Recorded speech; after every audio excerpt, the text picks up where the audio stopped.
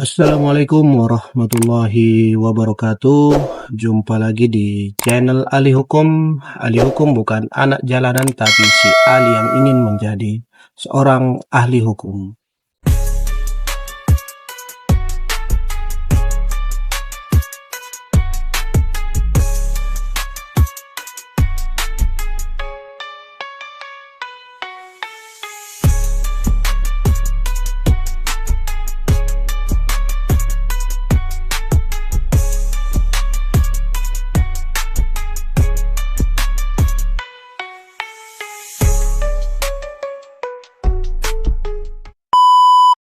Jadi beberapa hari yang lalu kita sudah menyaksikan pelantikan dari menteri, kemudian wakil menteri, dan juga ada penasihat khusus, utusan khusus, dan staf khusus presiden dalam kabinet merah putih. Dan yang mungkin menjadi pertanyaan bagi kita semua yaitu terkait dengan adanya penasihat khusus presiden, utusan khusus presiden, dan staf khusus presiden. Mungkin ada beberapa orang di antara kita yang bingung gitu ya, apa perbedaan dari penasihat khusus, utusan khusus, dan staf khusus presiden itu gitu ya. Yang khusus-khusus ini apa bedanya seperti itu. Dan saya termasuk yang penasaran apa sebenarnya perbedaan dari penasihat khusus presiden, utusan khusus presiden, dan staf khusus presiden. Tapi kalau memang dari segi istilah gitu ya, kita bisa paham sebenarnya kalau penasehat misalnya itu tugasnya ya pasti memberikan nasihat. Kemudian kalau utusan itu dia diutus presiden misalnya untuk melaksanakan tugas atau ke suatu tempat gitu ya, itu yang namanya utusan gitu ya. Tapi kemudian saya penasaran dan melihat kembali dasar hukum pengangkatan dari penasehat khusus presiden, utusan khusus presiden, dan staf khusus presiden ini. Kemudian saya menemukan bahwasannya terkait dengan penasihat khusus presiden, utusan khusus presiden, dan staf khusus presiden ini diatur di dalam Peraturan Presiden nomor 137 tahun 2024 tentang penasihat khusus presiden, utusan khusus presiden, staf khusus presiden, dan staf khusus wakil presiden. Dan ini sebenarnya bisa menjadi acuan kita untuk melihat apa sebenarnya tugas dari penasihat khusus, utusan khusus, dan staf khusus ini, seperti itu. Dan itu yang saya lakukan ketika menemukan peraturan presiden ini gitu ya. Tapi kemudian pertanyaan itu tidak terjawab gitu ya, tidak terjawab di dalam peraturan presiden ini gitu ya. Karena ketentuan mengenai penasihat khusus presiden, kemudian utusan khusus, kemudian staf khusus itu ketentuannya sama gitu ya. Kita lihat misalnya di pasal 1. Ini terkait dengan penasihat khusus presiden. Disebutkan untuk memperlancar tugas presiden dibentuk penasihat khusus presiden. Nah, seperti itu. Untuk memperlancar tugas presiden dibentuk penasihat khusus presiden. Kemudian kalau kita lihat selanjutnya terkait dengan utusan khusus presiden diatur di bab 2 mulai dari pasal 17. Di pasal 17 juga disebutkan untuk memperlancar tugas presiden dibentuk utusan khusus presiden. Nah, penasihat khusus presiden juga tadi disebutkan untuk memperlancar tugas presiden. Sama juga dengan ketentuan terkait dengan staf khusus diatur di dalam bab 3 pasal 33 seperti itu juga bunyinya. Untuk memperlancar pelaksanaan tugas presiden dibentuk staf khusus presiden. Nah, seperti itu. Dan untuk tugasnya juga bunyinya sama gitu ya. Seperti penasihat khusus presiden itu diatur di dalam pasal 2 disebutkan penasihat khusus presiden memiliki tugas tertentu yang diberikan oleh presiden di luar tugas-tugas yang sudah dicakup dalam susunan organisasi kementerian dan instansi pemerintah lainnya. Itu untuk penasihat khusus presiden. Kita lihat lagi di utusan khusus presiden di pasal 18 ayat 1, utusan khusus presiden melaksanakan tugas tertentu yang diberikan oleh presiden di luar tugas-tugas yang sudah dicakup dalam susunan organisasi kementerian dan instansi pemerintah lainnya. Bunyinya sama gitu ya. Penasihat khusus presiden dan utusan khusus presiden. Kemudian kita lihat lagi di pasal 34. Ini terkait dengan staf khusus presiden.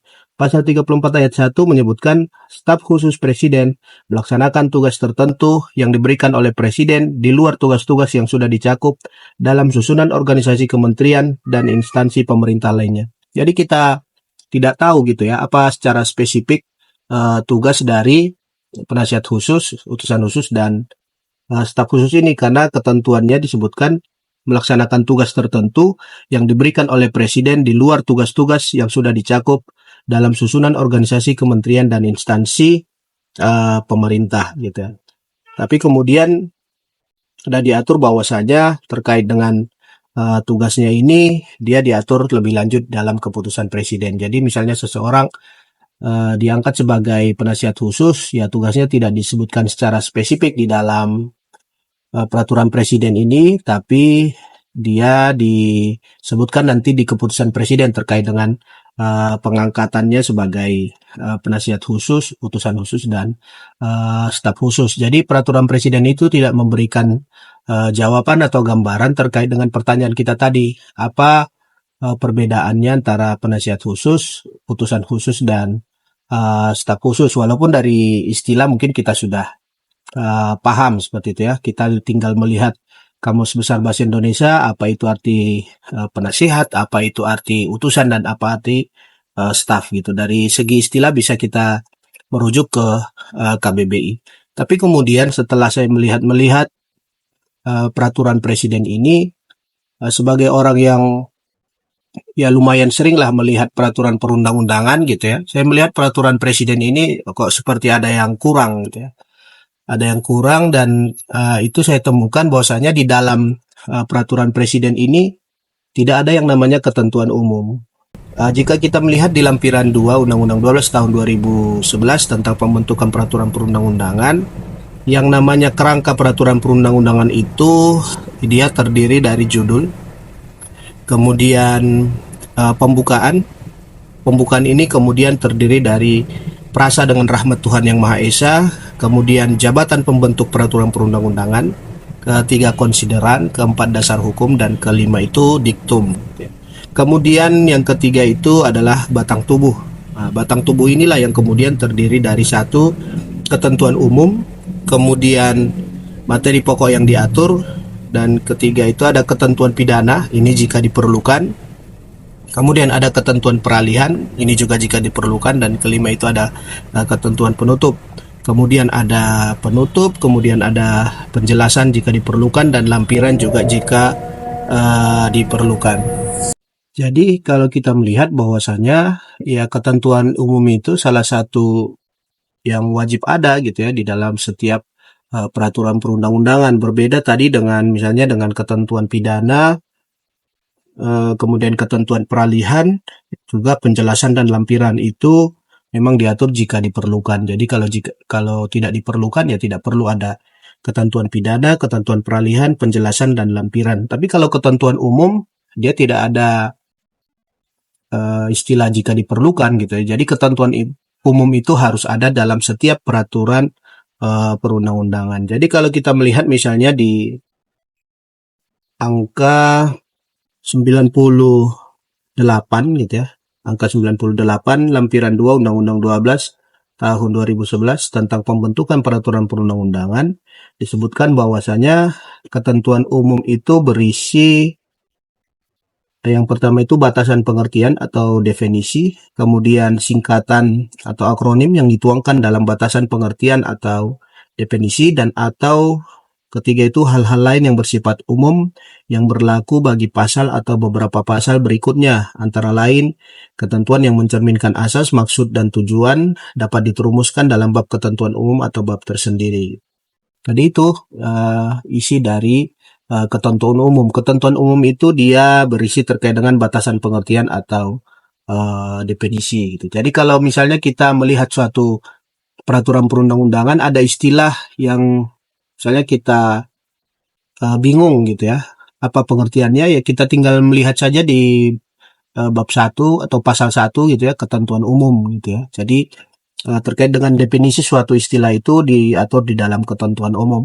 Tapi kemudian di dalam peraturan presiden ini tidak ada ketentuan umumnya. Jadi ketika kita mau melihat apa pengertian dari penasihat khusus presiden, staf khusus presiden, dan utusan khusus presiden, kita tidak tahu mau melihat kemana gitu ya, karena ketentuan umumnya tidak ada gitu. Jadi ini yang membingungkan kita, kenapa peraturan presiden ini tidak ada ketentuan umumnya, padahal peraturan presiden itu adalah salah satu jenis peraturan perundang-undangan, dan sebagai peraturan perundang-undangan tentu dia terikat kepada sistematika atau kerangka peraturan perundang-undangan yang diatur di dalam lampiran 2 Undang-Undang Nomor 12 Tahun 2011 tentang pembentukan peraturan perundang-undangan. Tapi kemudian jika kita melihat peraturan presiden ini, ada sebenarnya ketentuan di dalam lampiran 2 ini yang terkait dengan ketentuan umum itu dilaksanakan gitu ya. Kita lihat misalnya di dalam angka 108 lampiran 2 Undang-Undang Nomor 12 Tahun 2011 disebutkan penulisan huruf awal tiap kata atau istilah yang sudah didefinisikan atau diberi batasan pengertian dalam ketentuan umum ditulis dengan huruf kapital, baik digunakan dalam norma yang diatur, penjelasan maupun dalam lampiran. Jadi kalau suatu istilah atau kata itu dimuat di dalam ketentuan umum atau sudah didefinisikan di dalam ketentuan umum, itu selanjutnya dia baik itu di dalam norma yang diatur, kemudian penjelasan maupun lampiran, dia huruf awalnya itu ditulis dengan huruf kapital. Misalnya kalau kita melihat di dalam peraturan presiden ini ada beberapa istilah atau kata itu yang awal katanya itu di batang tubuh itu atau di norma yang diatur itu dia hurufnya huruf kapital awalnya gitu ya. Misalnya ya sudah otomatis ya, ketika tadi penasihat khusus presiden misalnya itu huruf awal tiap katanya itu huruf kapital gitu ya. Penasihat khusus presiden, penasehat P-nya besar atau P-nya kapital, kemudian khusus K-nya huruf kapital, presiden P-nya huruf kapital. Demikian juga dengan utusan presiden, utusan khusus presiden, dan staf khusus presiden. Kemudian ada istilah pegawai negeri sipil. Ini pegawainya P-nya huruf kapital, negeri N-nya huruf kapital, S-nya di kata sipil, S-nya huruf kapital. Jadi kalau istilah itu, kalau dia masuk di dalam norma yang diatur, kalau dia tidak didefinisikan di dalam ketentuan umum, dia tidak boleh ditulis dengan huruf kapital gitu ya, kecuali dia sudah didefinisikan. Kemudian ada istilah prajurit Tentara Nasional Indonesia. Ini juga awal katanya semuanya huruf kapital. Kemudian anggota Kepolisian Negara Republik Indonesia, semua awal katanya itu huruf kapital. Seharusnya kalau katanya atau istilahnya awal katanya itu menggunakan huruf kapital, dia harus terlebih dahulu didefinisikan di dalam ketentuan umum. Sementara peraturan presiden ini tidak ada ketentuan umumnya. Seperti itu. Ini mungkin kita tidak tahu juga dan di mana bentuk kesilapannya gitu ya, kenapa peraturan presiden ini tidak ada ketentuan umumnya gitu. Seharusnya dari ketentuan umum inilah kita mengetahui tadi apa pengertian dari penasihat khusus presiden, utusan khusus presiden, dan staf khusus presiden. Dan kemudian ada salah satu hal lagi yang perlu diperhatikan terkait dengan ketentuan umum ini, disebutkan di angka 96 lampiran 2 Undang-Undang 12 tahun 2011 tentang pembentukan peraturan perundang-undangan bahwa ketentuan umum itu diletakkan dalam bab 1 jika dalam peraturan perundang-undangan tidak dilakukan pengelompokan bab, ketentuan umum diletakkan dalam pasal atau beberapa pasal awal gitu. Jadi kalau misalnya peraturan perundang-undangan itu pembagiannya tidak ada pengelompokan bab gitu ya, langsung pasal, maka ketentuan umum itu diletakkan di pasal 1 gitu. Jadi yang jelasnya itu ketentuan umum itu diletakkan di pasal 1. Dan kalau kita melihat peraturan presiden nomor 137 ini jelas-jelas pembagiannya ada menggunakan bab gitu ya. Bab 1 itu dia mengatur terkait dengan penasihat khusus, kemudian Di bab 2 dia mengatur terkait dengan utusan khusus presiden, bab 3 itu staf khusus presiden. Jadi sebenarnya kalau berdasarkan lampiran 2 Undang-Undang 12, maka seharusnya bab 1 itu atau pasal 1 itu harus memuat terkait dengan ketentuan umum yang berisi terkait dengan batasan-batasan pengertian. Kenapa ketentuan umum ini harus ada? Yaitu tadi, seperti saya sampaikan di awal, bahwasanya itu untuk memberikan keterangan atau definisi terhadap pengertian-pengertian yang ada di dalam suatu peraturan perundang-undangan gitu ya. Kenapa ini penting gitu ya?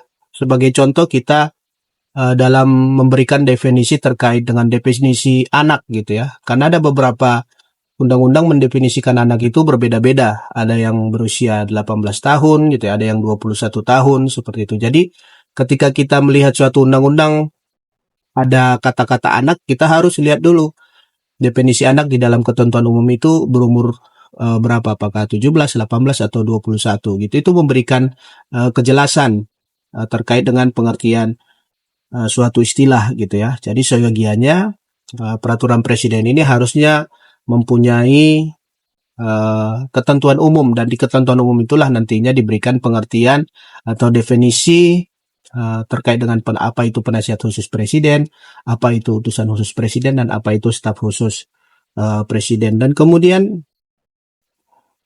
ketika melihat peraturan presiden ini, saya lihat di ketentuan penutup gitu ya, bahwasanya peraturan presiden ini dia mencabut peraturan presiden nomor 17 tahun 2012 tentang utusan khusus presiden, staf khusus presiden, dan staf khusus wakil presiden. Jadi di Perpres 17 2012 ini belum ada yang namanya penasihat khusus presiden. Jadi baru ada di tahun 2024. Dan kalau kita lihat misalnya di Perpres 17 2012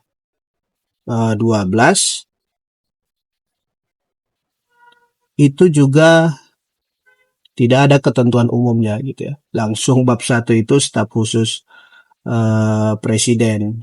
Nah, kemudian Perpres 17 2012 ini dia mencabut Perpres nomor 3 tahun 2011 tentang staf khusus presiden dan staf khusus wakil presiden. Di Perpres 3 2011 ini tidak ada yang namanya utusan khusus presiden. Dia baru ada di tahun 2012. Dan